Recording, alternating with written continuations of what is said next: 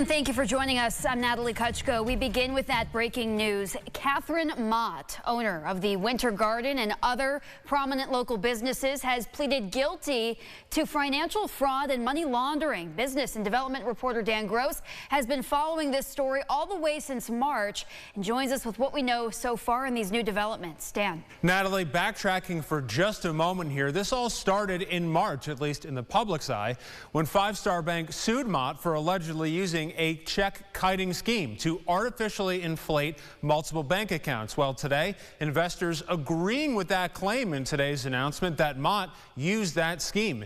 Investigators said that Mott would cash checks between 10 accounts at Five Star Bank and 7 at Connective Federal Credit Union to artificially inflate all of their values. This happened, investigators say, between November 2022 and March of this year. All of this came to a head this year when Connective would not process one of those checks. All told, the scheme would cost Five Star Bank just shy of $19 million.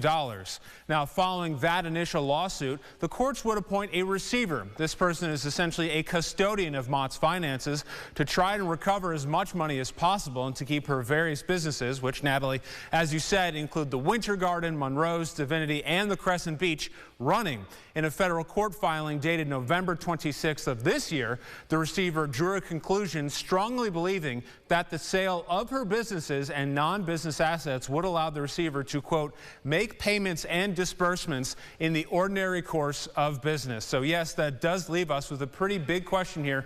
What will happen to her businesses? This came in just about an hour ago. So we have reached out to the receiver himself, Mott herself, and a few of her spokespeople, and we haven't heard back from any of them yet. When we do, we'll keep you updated at RochesterFirst.com and later on News 8. Reporting the studio, Dan Gross, News 8. Dan, thank you. And we know that sentencing is set for May as well.